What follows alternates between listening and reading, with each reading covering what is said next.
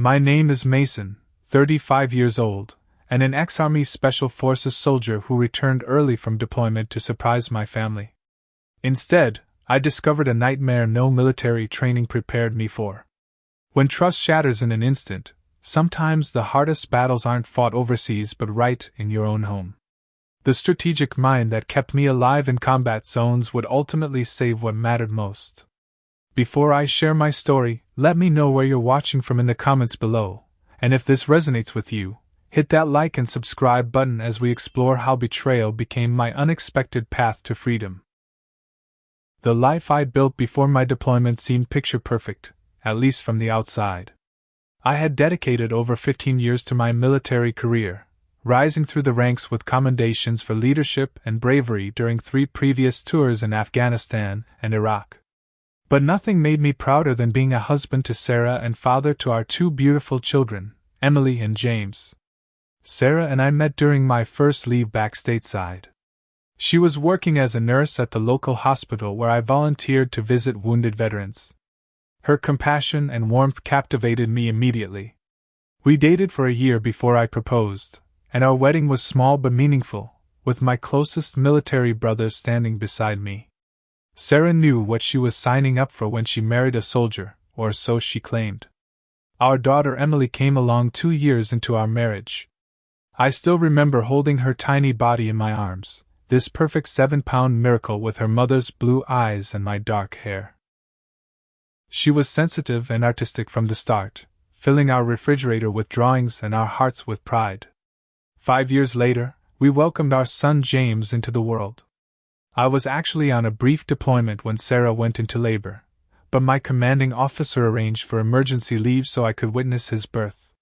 That little boy with his chubby cheeks and infectious laugh became my world.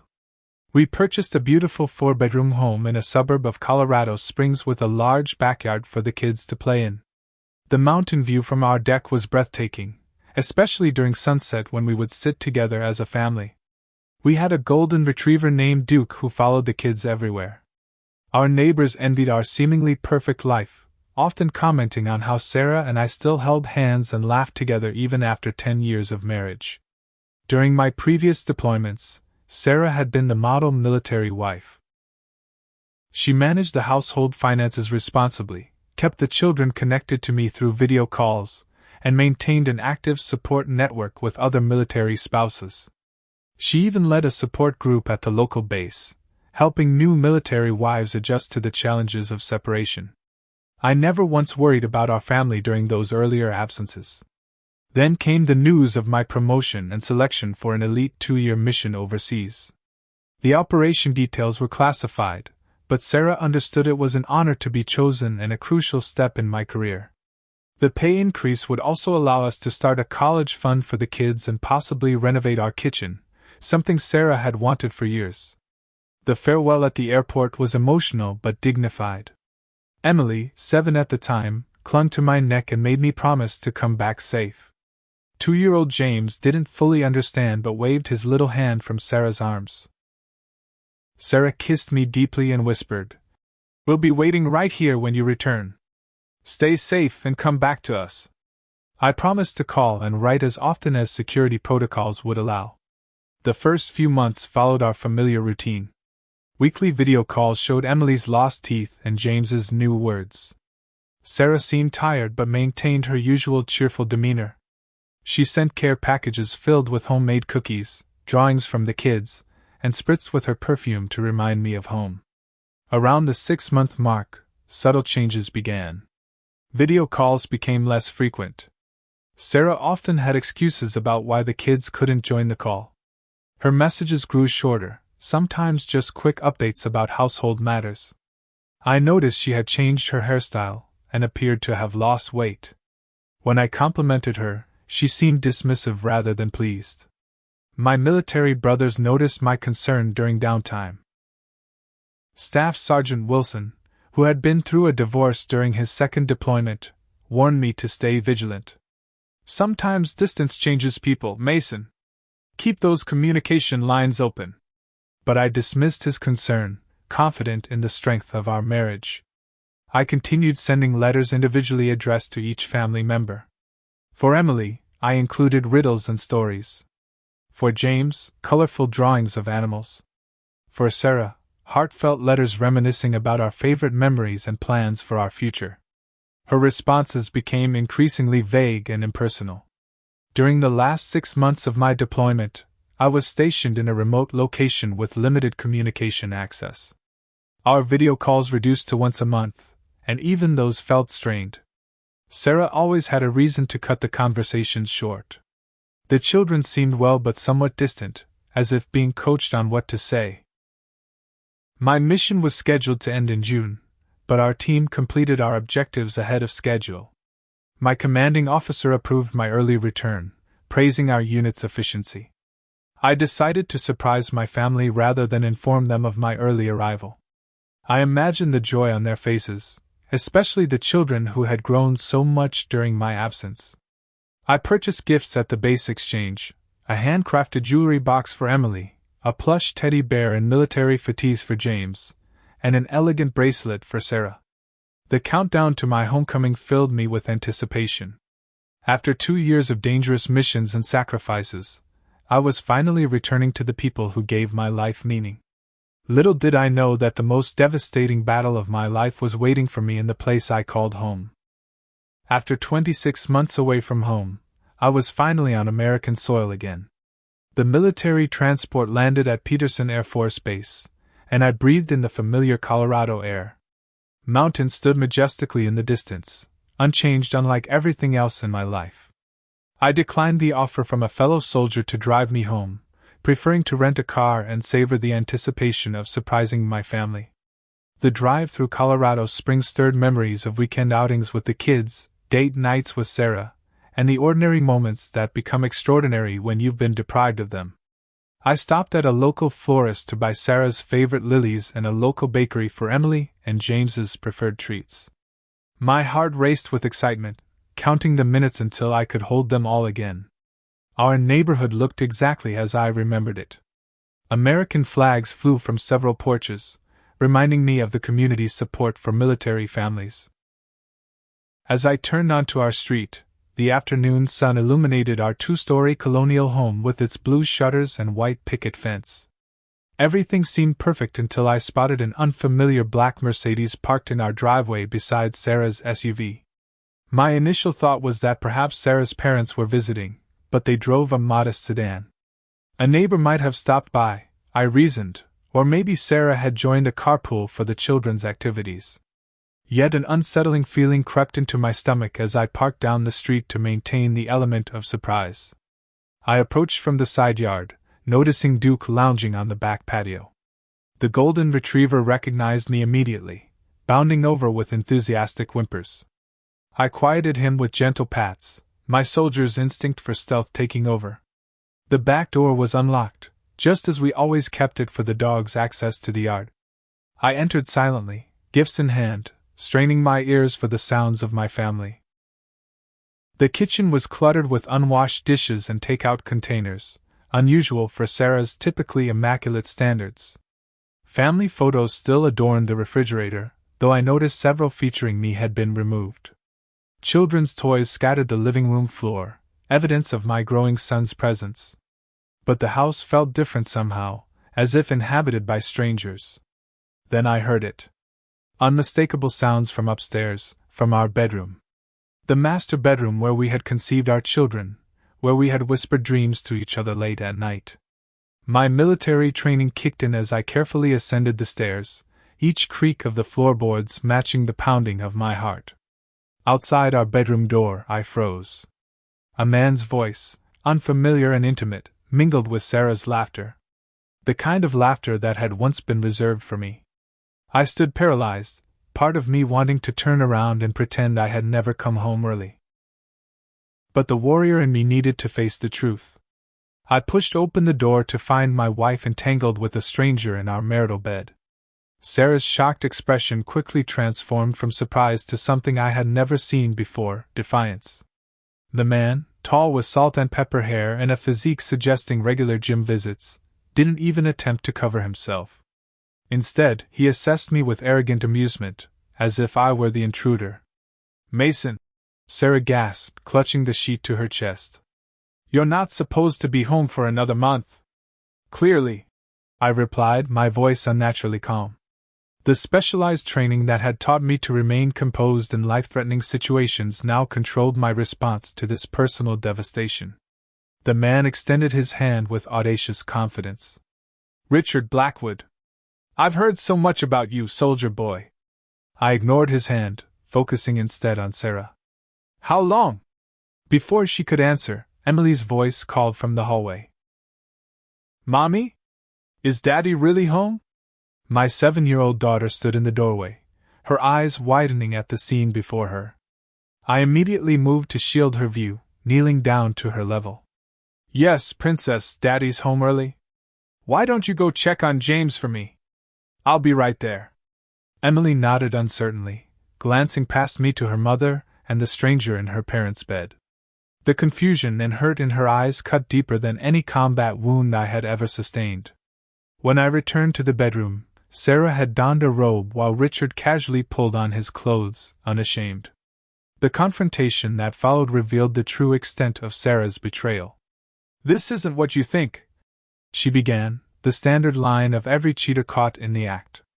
It's exactly what I think, I countered. The only question is how long this has been going on. Richard answered instead of Sarah. Long enough for things to get serious. Sarah and I have plans. Plans?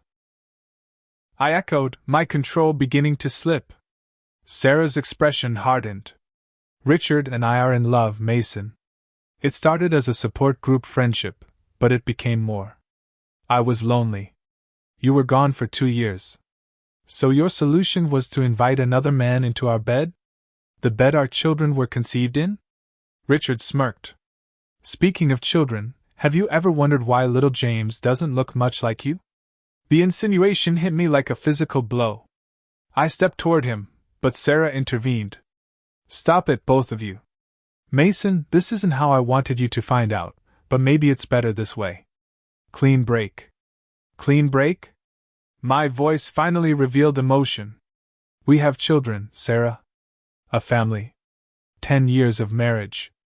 Her laugh was cold, unrecognizable. And how many of those years were you actually here? Richard is here. Present. The kids adore him. The mention of my children snapped something inside me. The kids are not part of this discussion.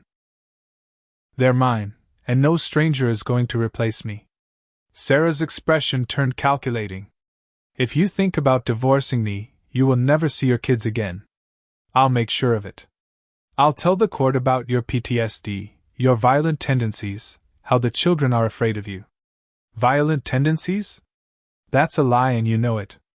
She stepped closer, her voice lowering to a venomous whisper. It doesn't matter if it's true. What matters is what a judge will believe. A dedicated nurse and mother versus an absent soldier with combat experience? Who do you think wins that fight? Richard added from behind her. And I'll cheer on the sidelines as she takes everything you've worked for. The house, the kids, your military pension. I've got money, pal. We can drag this out until you're broke and broken. And while we're going through the process, Sarah continued with chilling calm, I'll cheat on you and keep bringing my lover into our bed. There's nothing you can do about it. I stared at this stranger wearing my wife's face, this woman I had loved and trusted for a decade. My training had prepared me for enemy combatants, for physical torture, for the horrors of war. Nothing had prepared me for this betrayal from within. I need to see my children, I said finally, turning toward the door. They're my children too, Sarah called after me. And James might not even be yours. Richard and I have been together longer than you think.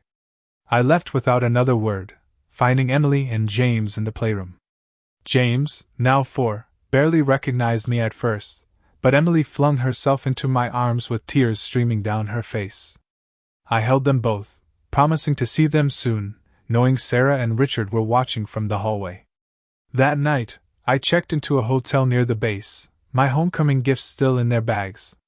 As I stared at the ceiling, strategic planning replaced emotional reaction. This was war by another name, and I had never lost a war. Sarah had no idea who she was up against. The morning after discovering Sarah's betrayal, I contacted Gregory Reynolds, reputed to be the most formidable divorce attorney in Colorado Springs. His office, with its mahogany furniture and military service plaques, offered a small comfort of familiarity. Reynolds, a former JAG officer, understood the unique challenges facing military personnel in family court. "I won't sugarcoat this, Mason," he said after hearing my account. "Family courts in Colorado, like most states, have inherent biases. Mothers typically receive preferential treatment in custody disputes, especially with children as young as yours. Your military service, ironically, works against you." "How so?" I asked, though I already suspected the answer. "Judges view military parents, particularly fathers, as less stable presences due to deployment possibilities. Your extended absences, though in service to your country, will be framed as abandonment by a skilled opposing counsel." Reynolds pulled out a legal pad. "Now tell me everything. Any history of arguments? Disciplinary approaches with the children? Mental health concerns following deployment?" I detailed our marriage history truthfully, including the subtle changes in Sarah's communication during my deployment. Reynolds nodded grimly as I described Richard's insinuation about James's paternity. "We'll demand a DNA test immediately," he noted, "and begin documenting everything. Every interaction, every expense, every minute you spend with your children from this point forward." I left his office with a binder containing divorce petition drafts and custody strategy documents. When I turned on my phone, 5 missed calls from Sarah awaited me. I listened to her voicemails transition from false concern to unveiled threats. "I've filed a restraining order against you," her final message stated coldly. "Don't come to the house. Don't contact the children. If you fight me on this, I'll destroy you." Reynolds confirmed the temporary restraining order that afternoon, based on Sarah's unfounded claims that I had threatened her and Richard during our confrontation. The emergency ex parte hearing had occurred without my knowledge or presence, a common tactic in high-conflict divorces. For the next 3 weeks, I couldn't legally approach my own home or contact my children. I rented a modest one-bedroom apartment, while continuing to pay the mortgage on our family home. Sarah immediately drained our joint accounts, leaving me with minimal savings to fund the increasingly expensive legal battle. During the temporary orders hearing, I glimpsed my children for the first time since that fateful day. Emily tried to run to me in the courthouse hallway, but Sarah's grip on her wrist prevented it.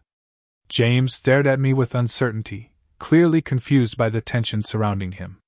Richard stood nearby, his proprietary stance beside my family igniting rage I carefully suppressed. Sarah's attorney painted me as a volatile soldier suffering from undiagnosed PTSD, potentially dangerous to my own family. Her theatrical performance of fearful wife and protective mother contrasted sharply with the calculated woman who had threatened me in our bedroom. The judge, an older man with limited military understanding, granted Sarah temporary primary custody with minimal supervised visitation for me. My first supervised visit occurred in a sterile family services office. Emily clung to me, whispering, "Daddy, why can't you come home? Uncle Richard says you don't want to live with us anymore." The reference to Richard as uncle carved fresh wounds. James remained distant, studying me as if trying to reconcile this stranger with the father from photographs and video calls. The court-appointed supervisor documented every interaction, every word exchanged. Meanwhile, Reynolds uncovered disturbing information. Sarah and Richard's relationship had begun not 6 months into my deployment, as I had initially suspected, but within weeks of my departure. Credit card statements revealed hotel charges, expensive restaurant bills, and jewelry purchases dating back 18 months. The DNA test results arrived via courier to Reynolds' office. I opened the envelope with trembling hands, relief flooding through me at the confirmation. James was unquestionably my biological son. Richard's claim had been a calculated psychological assault, nothing more. Reynolds attempted mediation as required by Colorado law, but Sarah arrived with demands that shocked even the mediator. She wanted the house, full custody, maximum child support, and substantial alimony despite her full-time nursing income and Richard's evident financial support. When Reynolds presented the DNA results confirming James's paternity, Sarah shrugged dismissively. "Biological connection doesn't make a father," she stated. "Richard has been more present in the last 2 years than Mason has." The mediation failed spectacularly, with Sarah storming out after Reynolds suggested a standard 50-50 parenting schedule. That evening I received a text from an unknown number, later confirmed to be Richard's. "You can't afford to fight us both. Walk away with your dignity while you still have some." Depression descended during those early months. I attended mandatory therapy sessions to disprove Sarah's PTSD claims, revealing more to the therapist than I had intended. The psychologist, Dr. Martinez, became an unexpected ally. "What you're experiencing isn't PTSD from combat," she observed during our 4th session. "It's acute betrayal trauma. And from what you've described, your military training is actually helping you process this methodically rather than reactively. That's a strength, not a concern." My military brothers rallied around me. Staff Sergeant Wilson arranged temporary housing in his basement when my funds ran critically low. Captain Rodriguez, now practicing corporate law, offered free consultations to supplement Reynolds' strategy. Their support sustained me through the darkest moments, when surrender seemed the only option. The financial strain became crippling. Legal retainers depleted my savings while child support payments based on my military income left barely enough for basic necessities. Sarah, meanwhile, flaunted her relationship with Richard on social media, posting photos of lavish dinners and weekend getaways while caring for the children. During a particularly low moment, I discovered Sarah had been systematically alienating the children from me. Emily's artwork, once filled with drawings of our family including me, now featured only her, James, Sarah, and Richard. During supervised visits, James repeated phrases clearly coached. "Mommy says you don't love us enough to stay home." The preliminary hearing approached, and Reynolds warned me of the uphill battle we faced. "The temporary orders typically preview final arrangements," he explained. "We need something substantial to change the narrative." I stared at the evidence binder we had compiled: timeline of Sarah's affair, financial discrepancies, documented instances of her violating temporary custody orders. Substantial, but insufficient against the presumption favoring mothers in family court. That night, remembering my Special Forces training in impossible extractions, I realized a conventional legal approach wouldn't suffice. This battle required asymmetrical warfare, strategic intelligence gathering, and precision timing. I needed to completely reframe the battlefield. The turning point came after 3 months of conventional legal proceedings yielding minimal progress. Sitting in my sparse apartment surrounded by court documents, I recalled Colonel Hampton's words during Special Forces training. "When conventional warfare fails, change the battlefield entirely." Military strategy had saved my life in combat zones. Now it would save my family. I pulled out a notebook and began mapping the situation with tactical precision. Identifying primary targets, custody, financial security, potential allies, Emily's testimony, professional evaluators, and enemy vulnerabilities, Sarah and Richard's lifestyle, inconsistent parenting. First, I needed reliable intelligence. I contacted Victor Ramirez, a private investigator recommended by Captain Rodriguez and a fellow veteran. Victor's rates were steep, but his expertise in family court cases proved invaluable. "Standard surveillance won't cut it," Victor advised during our initial meeting. "We need comprehensive documentation of parenting patterns, relationship dynamics, and anything contradicting her court testimony." For the next 6 weeks, Victor documented Sarah and Richard's activities. The evidence accumulated quickly, Sarah leaving the children with various babysitters 4 nights weekly to accompany Richard to upscale restaurants and clubs. Richard's convertible speeding with the children unbuckled in the back seat. Multiple instances of both adults visibly intoxicated while responsible for the children. The surveillance revealed a particularly disturbing pattern on Sarah's designated parenting days. She would drop the children at her mother's house for extended periods while claiming in court documents to be their primary caregiver. Meanwhile, Emily's kindergarten teacher reported increasing behavioral issues and declining academic performance. Victor's background check on Richard unveiled critical information. He had 2 previous marriages, both ending in contentious divorces, and 3 children in different states with whom he had minimal contact and substantial unpaid child support. His claimed financial stability masked mounting debt and a pending lawsuit from former business partners. Simultaneously, I connected with a support group for military fathers navigating divorce.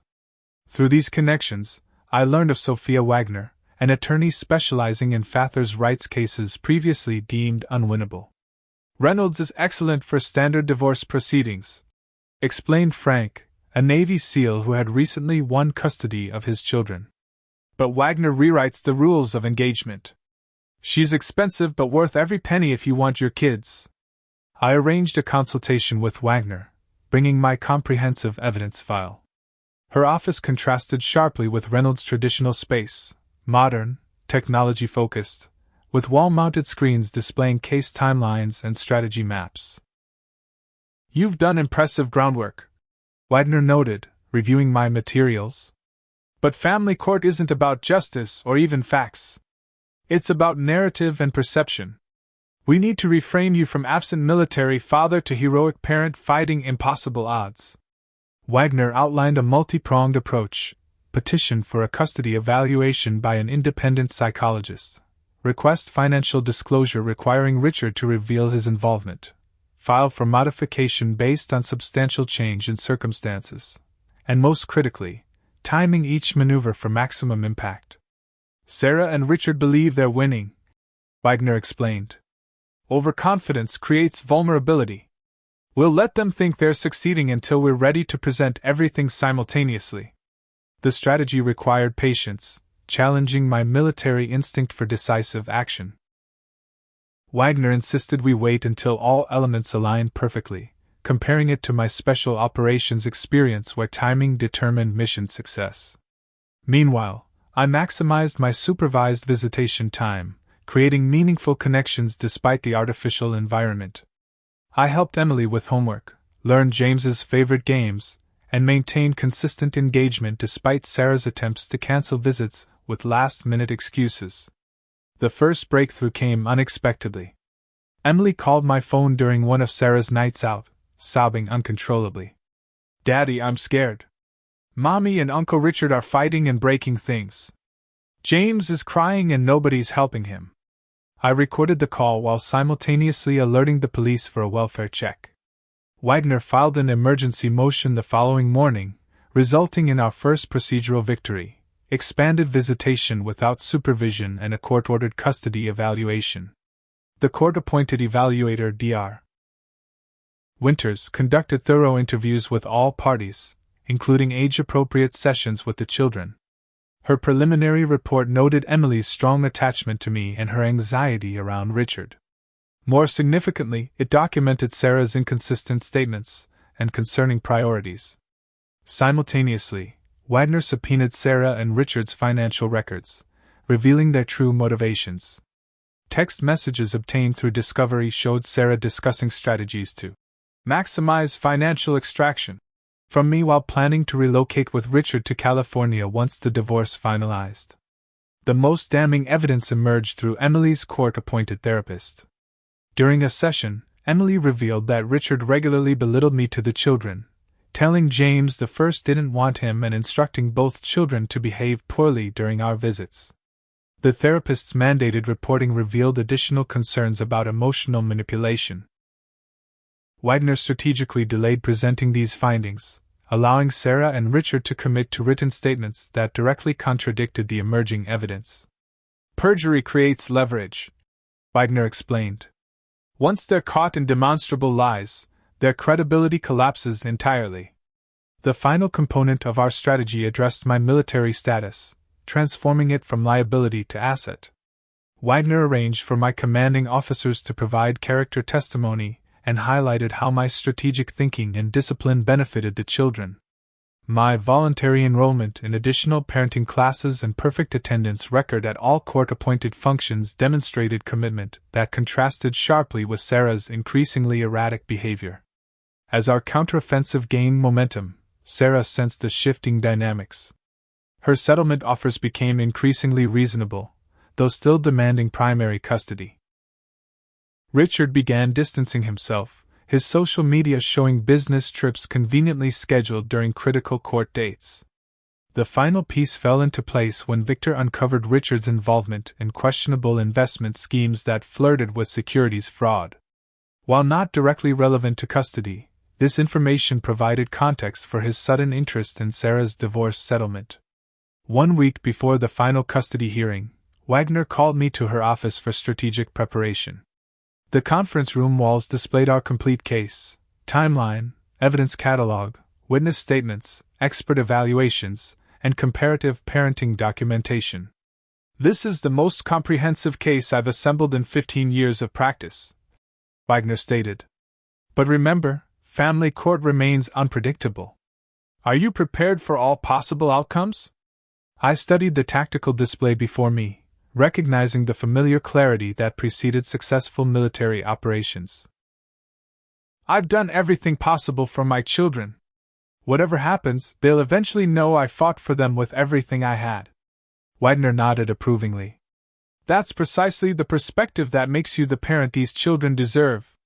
The battlefield was prepared, intelligence gathered, resources positioned.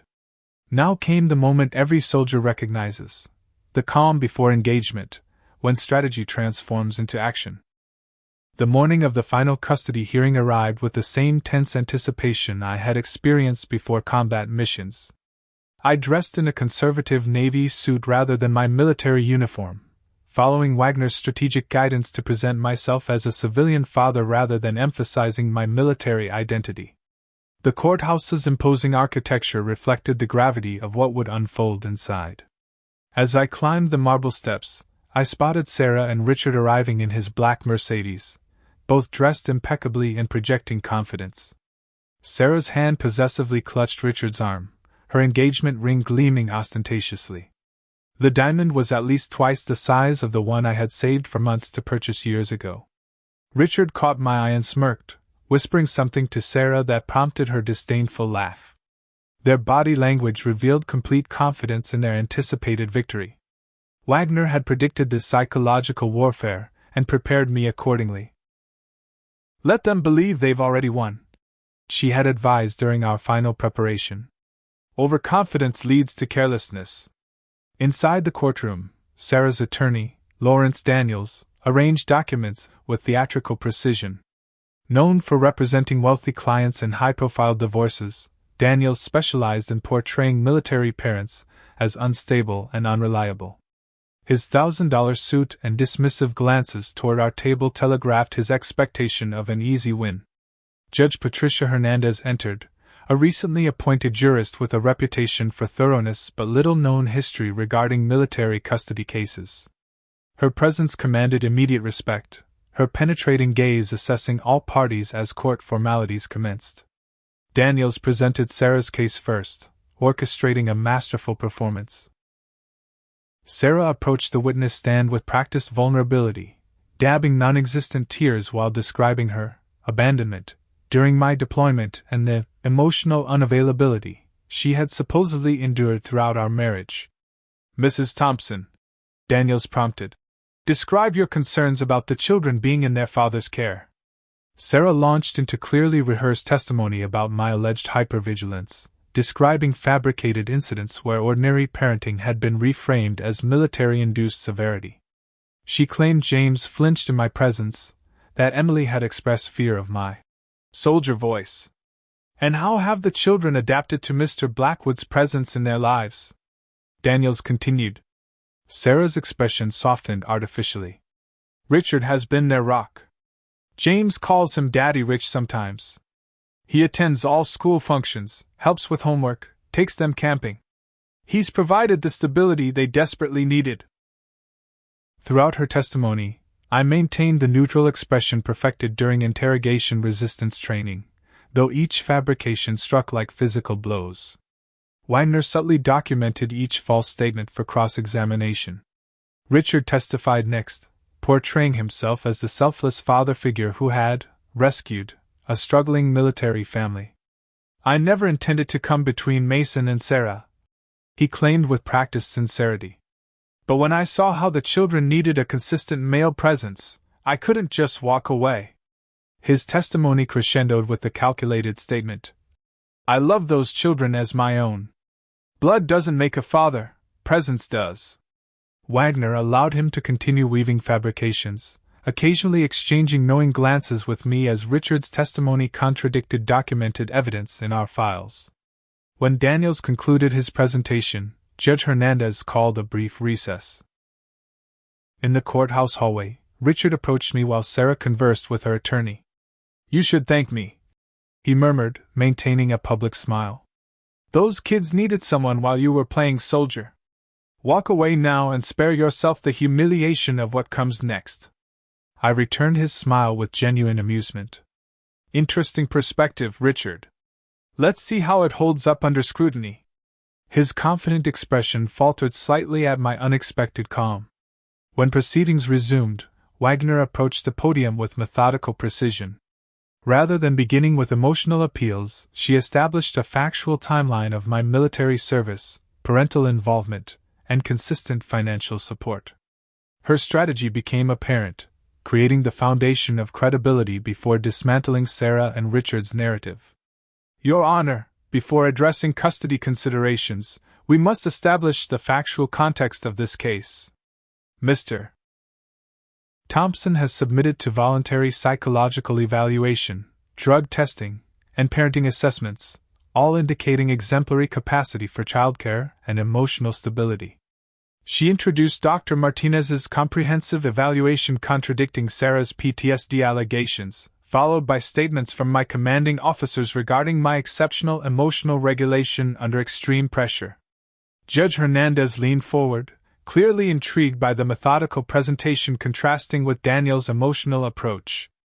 "Counselor, while Mr. Thompson's character references are impressive, how do you address the fundamental concern of his military obligations potentially interrupting consistent parenting?" Wagner nodded appreciatively at the question. "Your Honor, Mr. Thompson has arranged transfer to a training position at Peterson Air Force Base with guaranteed geographical stability until both children complete high school. Additionally, he has submitted his intention to transition to civilian contractor status within 18 months, eliminating deployment concerns entirely." Sarah shifted uncomfortably as Wagner systematically addressed and neutralized each objection raised in their case. Richard's confident posture gradually stiffened as Wagner referenced documentation contradicting his testimony. Then came the strategic pivot we had planned. Wagner approached the bench with a sealed folder. "Your Honor, we request permission to present evidence regarding the actual parenting arrangements during Mr. Thompson's deployment and subsequent separation." Despite Daniel's objection, Judge Hernandez allowed the presentation. Wagner activated the courtroom's display screen, showing a comprehensive calendar documenting Sarah's actual childcare arrangements. Time-stamped photographs and babysitter receipts revealed that during her designated parenting time, the children spent more hours with babysitters and relatives than with Sarah herself. Additionally, Your Honor, we have documentation of Mr. Blackwood's involvement with the Thompson children during the deployment period, directly contradicting both witnesses' sworn testimony regarding the timeline of their relationship.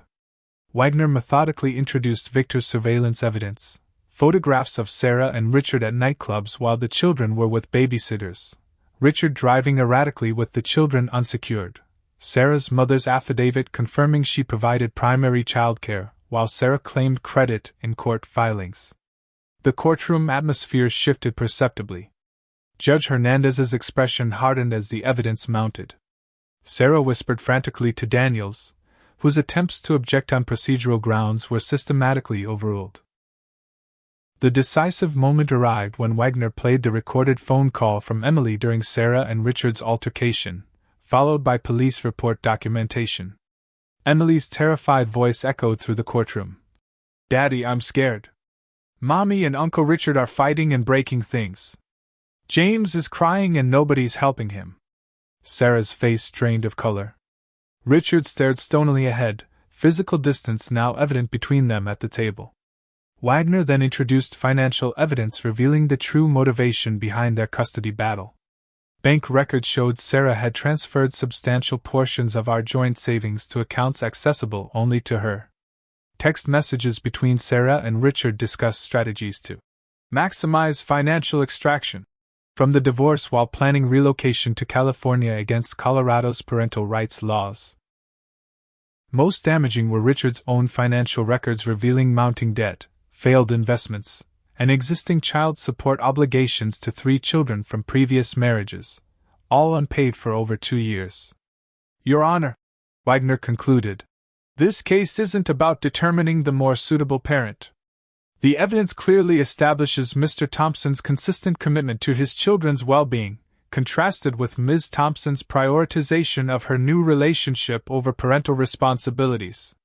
We request primary physical custody be granted to Mr. Thompson with appropriate visitation rights for Ms. Thompson following completion of parenting classes and substance evaluation.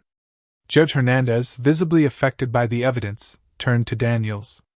Counselor, do you wish to cross-examine or present rebuttal evidence? Daniels consulted frantically with Sarah before responding. Your Honor, we request a brief recess to confer with our client. The 15-minute recess extended to 45 as Sarah and Richard engaged in a heated argument in the conference room, their raised voices audible despite closed doors. When they returned, Richard was noticeably absent. Daniels approached the bench looking distinctly uncomfortable. Your Honor, in light of new evidence, my client wishes to propose an alternative arrangement. Sarah's desperate attempt to salvage partial custody through last-minute concessions contrasted sharply with her earlier confidence. Judge Hernandez listened impassively before addressing the courtroom. Having reviewed all evidence and testimony, this court finds substantial misrepresentation in Ms. Thompson's filings and testimony. The documented pattern of parental alienation, misrepresentation of caregiving arrangements, and apparent prioritization of romantic relationship over children's well-being cannot be disregarded. Her ruling fell like precisely targeted artillery. Primary physical and legal custody awarded to me, with Sarah granted supervised visitation pending completion of parenting classes and substance evaluation. Child support calculated based on standard guidelines rather than Sarah's inflated requests. The family home would be sold with proceeds divided according to prenuptial provisions, acknowledging my continued mortgage payments despite exclusion from the property. Sarah collapsed into silent tears, the performance quality of her earlier testimony conspicuously absent from her genuine distress. Daniels immediately began discussing appeal options, though his lowered voice suggested limited confidence in their prospects. As the judge exited the courtroom, Wagner turned to me with restrained satisfaction. Congratulations, Mason. You've achieved what very few military fathers manage in similar circumstances. I felt no triumph, only profound relief tinged with sadness that my children had endured unnecessary trauma due to adult conflicts. The victory was bittersweet, representing not conquest but the beginning of healing for Emily and James. Sarah approached as we gathered our documents, her makeup streaked with genuine tears. This isn't over, Mason. Richard has connections. We'll appeal. I noticed the absent engagement ring, the space beside her previously occupied by her confident partner. Where is Richard, Sarah? Her bitter laugh confirmed what Victor had predicted. He left. Said this wasn't what he signed up for. 10 years of marriage meant nothing to you, and 2 years with him meant nothing either. For the first time, I glimpsed the wounded woman beneath the manipulative exterior. I'm sorry it came to this, Sarah. Truly. But the children deserve stability and honesty.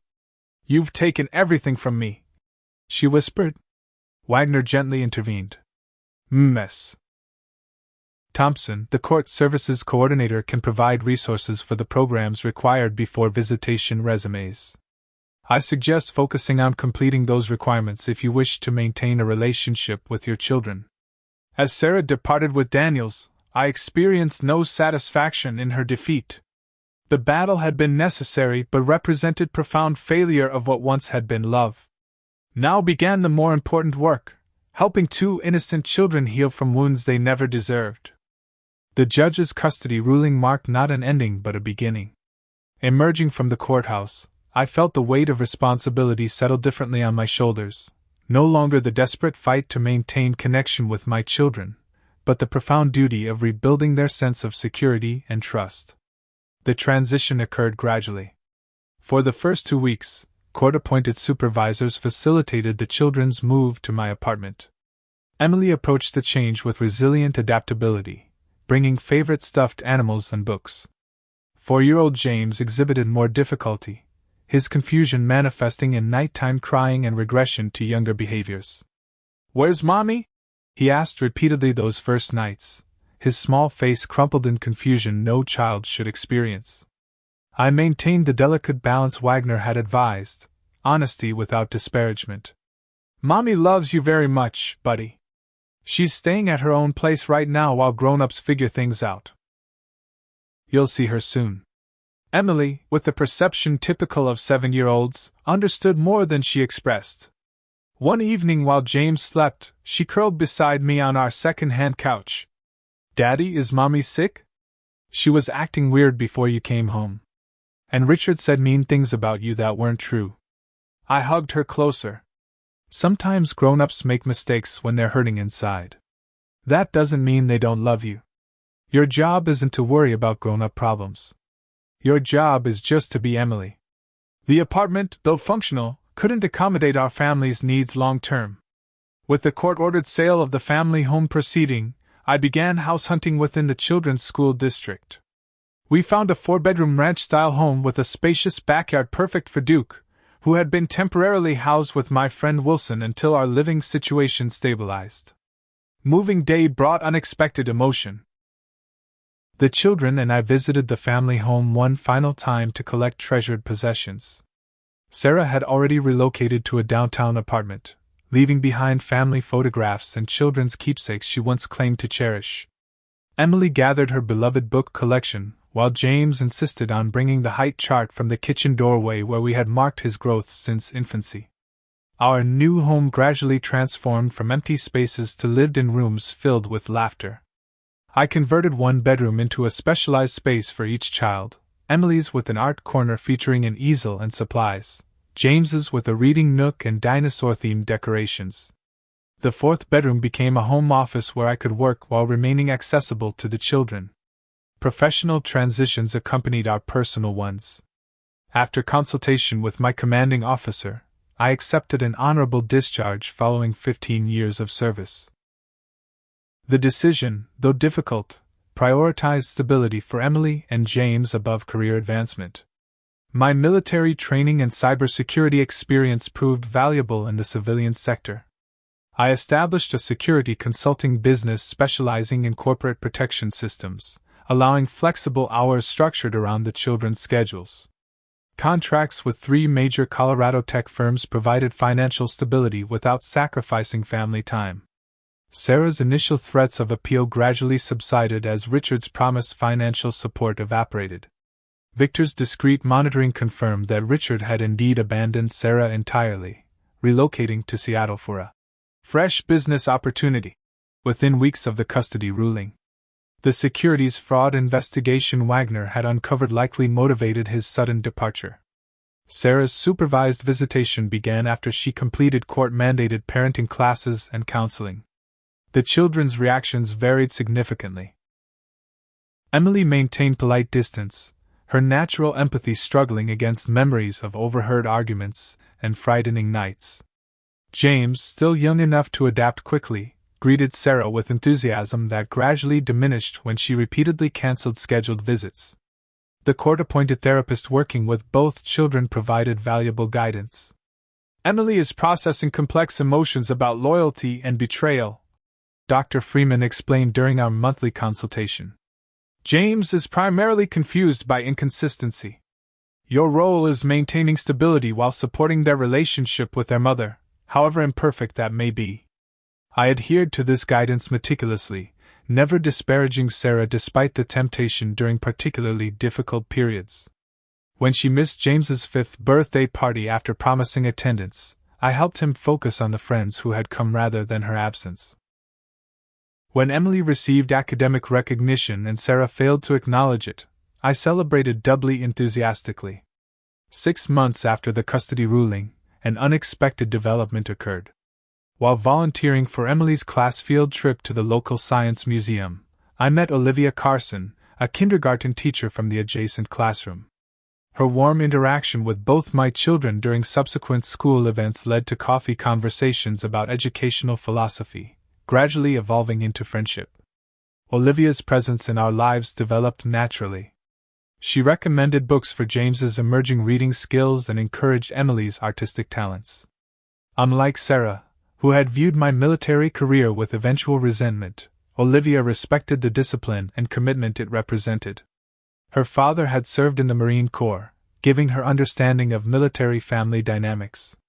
Our first official date occurred only after careful consideration of the children's emotional well-being. Dr. Freeman advised transparent communication rather than secrecy.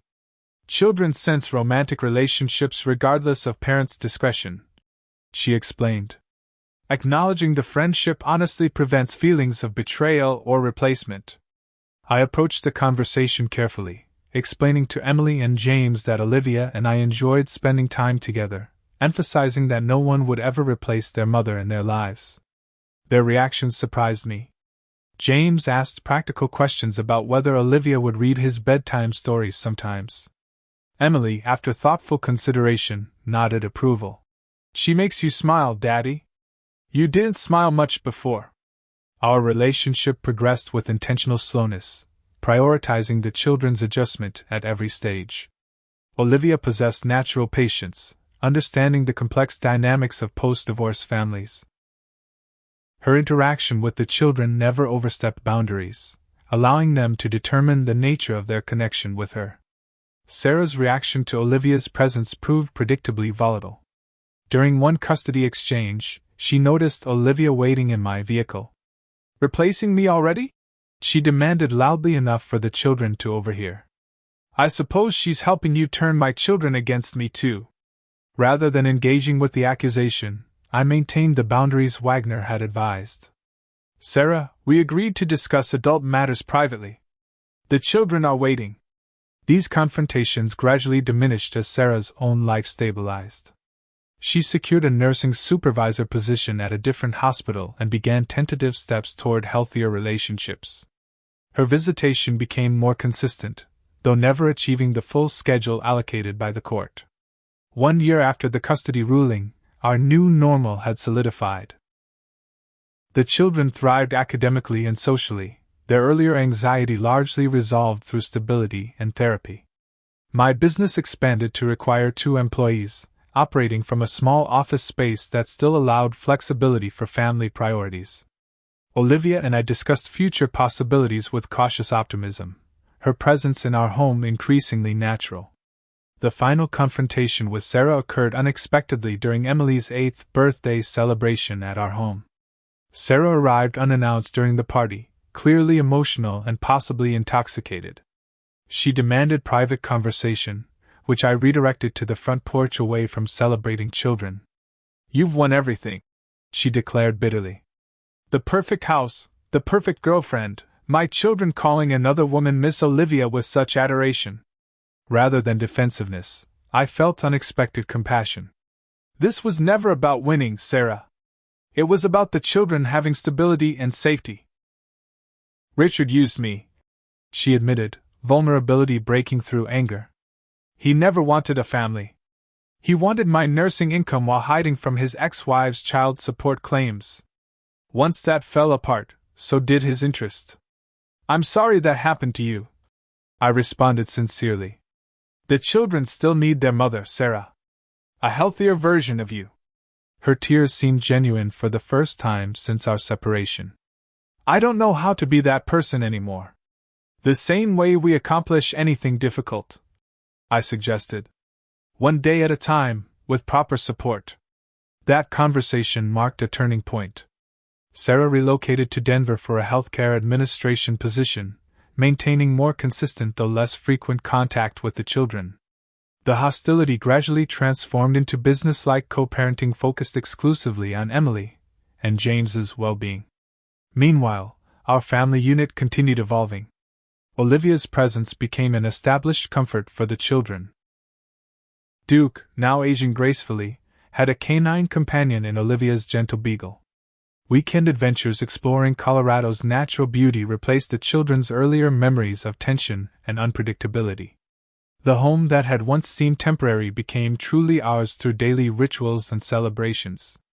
Emily's artwork adorned refrigerator and walls, while James's growing confidence manifested in elaborate dinosaur stories he authored and illustrated. The security consulting business thrived, allowing financial stability without sacrificing presence in my children's lives. Transformation emerged from betrayal's ashes. Not perfect, not without occasional challenges, but fundamentally sound. The strategic mind that had guided military operations now focused on building something more precious than any mission had ever protected, a family reborn from its most difficult trial. 1 year after the final custody ruling, I stood in our backyard watching Emily teach James how to throw a frisbee for the dogs. Their laughter carried across the lawn, punctuated by Duke's enthusiastic barking and the younger beagle's playful leaps. From the kitchen window, Olivia waved while preparing Sunday lunch, her presence now a natural extension of our family unit. The transformation from that devastating homecoming to this peaceful Sunday afternoon represented a journey through the darkest valley of my life into unexpected light. Military service had prepared me for many challenges, but nothing had equipped me for the complete reconstruction of my family and identity that followed Sarah's betrayal. Emily, now 8, had blossomed from the anxious child of the custody hearings into a confident young artist whose paintings had recently been featured in the school district's exhibition. Her therapist noted complete resolution of the separation anxiety that had initially manifested after the divorce. The watchfulness that had characterized her early days in my custody, as if preparing for another disruption, had given way to the security of consistent routines and reliable parental presence. "Dad, watch this!" she called, demonstrating a new frisbee trick she had perfected. The pride in her expression when I applauded reflected our strengthened bond, forged through difficult conversations and consistent reassurance that adult problems weren't her responsibility.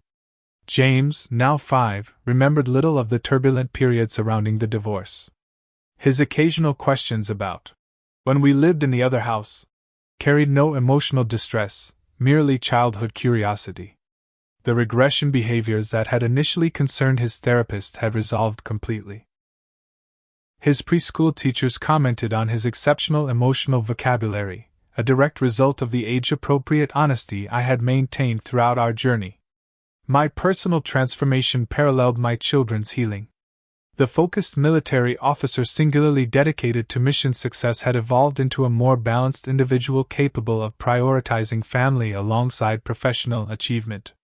The security consulting business had expanded to 7 employees, with clients throughout Colorado and neighboring states. I maintained leadership without sacrificing my commitment to be present for every school event, medical appointment, and bedtime story. Olivia had become integral to our healing journey.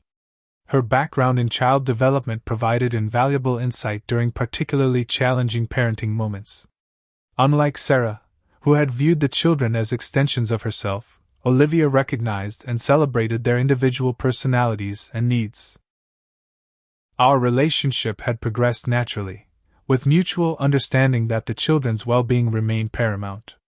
"Have you thought more about what we discussed?" Olivia asked that evening after the children were asleep, referring to her recent suggestion that she move from her apartment into our home. "I have," I acknowledged. "The children adore you, and your presence here feels right. But I want to ensure we're establishing the healthiest foundation possible." Olivia's patience reflected her fundamental understanding of our situation. "There's no rush, Mason. We're building something meant to last." Her perspective exemplified the most profound lesson from my journey. Lasting relationships require honesty, respect, and genuine commitment to mutual well-being. The contrast with Sarah's prioritization of immediate gratification couldn't have been starker. Sarah herself had undergone significant changes. Her relocation to Denver created geographical distance that initially concerned me regarding the children's relationship with their mother. However, her focused weekend visitation proved more meaningful than the sporadic, often cancelled weekday appointments of the previous arrangement. Her completion of intensive therapy seemed to facilitate healthier interaction with Emily and James. During a recent custody exchange, she had acknowledged this evolution. "They're thriving with you, Mason. I can see that now. I was so wrapped up in my own unhappiness during your deployment that I couldn't recognize the damage I was causing." This admission, unimaginable during the bitter court battles, reflected her own healing journey. While our co-parenting relationship remained strictly functional rather than friendly, the hostility had dissipated in favor of focusing exclusively on the children's needs. Richard had vanished completely from our lives, though Victor's professional connections occasionally provided updates. The securities fraud investigation had indeed materialized, resulting in financial penalties that diminished the wealth he had flaunted during the custody proceedings. His pattern of entering relationships with vulnerable women continued, though Sarah appeared permanently inoculated against his particular brand of manipulation. The support network that sustained me through the darkest periods remained integral to our family's life. Staff Sergeant Wilson became, Uncle Mark, to the children, a regular presence at weekend barbecues and holiday celebrations. Captain Rodriguez provided ongoing legal advice as the security business expanded. The Fathers support group I had joined during the custody battle became a volunteer focus, allowing me to guide other military parents through similar challenges. "You created the handbook for winning impossible custody cases," Frank commented during a recent group meeting. "More importantly, you've shown that winning custody is just the beginning of the real work." This perspective reflected my evolving understanding of true victory. The court ruling had merely provided the opportunity to rebuild. The meaningful triumph lay in the daily commitment to creating a nurturing environment where traumatized children could heal and flourish. The financial stability lost during the legal battle had been fully restored, allowing educational savings accounts for both children and a comfortable lifestyle without extravagance. More valuable than material security was the establishment of new family traditions uniquely ours: Sunday hiking adventures, Wednesday board game nights, seasonal camping trips exploring Colorado's natural beauty. Emily's art captured our transformation most poignantly. Her early post-divorce drawings had featured fragmented family groupings and somber colors. Her recent work displayed our current family unit, including Olivia and both dogs, in vibrant hues with anatomically improbable but emotionally significant smiling faces. When asked about a particularly colorful family portrait during her school exhibition, she had explained to her teacher, "This is my for now and forever family. We got broke, but Dad fixed us stronger." Her childish wisdom distilled the essential truth of our journey. The betrayal that shattered our original family had ultimately created space for something more authentic and resilient. Not despite the trauma, but because of how we had navigated it together. As the anniversary of the custody ruling approached, I reflected on the strategic lessons that had proved most valuable, hoping they might benefit others facing similar battles. Documentation had proven crucial. Every communication, expense, and parenting moment meticulously recorded created an irrefutable reality against which manipulation faltered. Proper representation made the difference between defeat and victory. Gregory Reynolds provided excellent conventional counsel, but Sophia Wagner's specialized understanding of the unique challenges facing military parents proved decisive. Patience and strategic timing outperformed reactive emotion. The restraint that allowed Sarah and Richard to commit fully to their fabrications before presenting contradictory evidence had ultimately revealed the truth more effectively than immediate confrontation. Most importantly, maintaining focus on the children's well-being rather than personal vindication had guided every decision toward healing rather than further damage. These lessons extended beyond custody battles to life's fundamental challenges: proper preparation, specialized guidance, strategic patience, and unwavering focus on what truly matters. As I tucked the children into bed that night, James requested his favorite dinosaur story while Emily arranged her stuffed animals in precise order. These ordinary moments of domestic peace represented the true victory, not the courtroom triumph, but the stable home established in its aftermath. "Dad," Emily whispered as I turned to leave, "I'm glad you fought for us." Her simple statement encapsulated everything that mattered. The battle had been necessary and costly, but the outcome, these children secure in their father's unwavering commitment, justified every sacrifice. The journey from betrayal to rebuilding had transformed us all. The pain that once seemed insurmountable had become the foundation for unexpected joy. The family forged through adversity possessed authenticity and resilience impossible in our previous configuration. If you've ever faced overwhelming betrayal or seemingly impossible odds, I hope my story offers encouragement. Sometimes life's greatest devastations create space for rebuilding something stronger than what was lost. The strategic mind that served me in military operations proved equally valuable in civilian battles, and the discipline that sustained me through combat supported the more important mission of reconstructing my family. Have you experienced a betrayal that ultimately led to unexpected blessings? Has fighting for what matters most in your life required strategic thinking similar to what helped me reclaim my children? Share your story in the comments below, and remember to like and subscribe if this journey resonated with you. Even in our darkest moments, we're never truly alone when we share our experiences with understanding hearts.